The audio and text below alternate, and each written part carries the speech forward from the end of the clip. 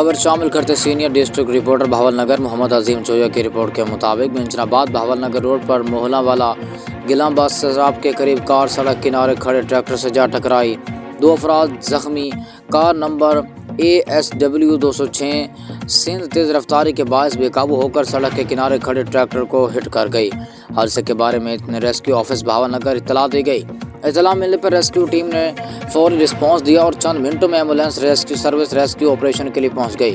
موقع پر موجود rescue team کی رپورٹ کے مطابق 2 آدمی اس حادثے کی لپیٹ میں آئے، ایک شخص کو معمولی چوٹیں ہیں جبکہ دوسرا شخص شدید زخمی ہوا۔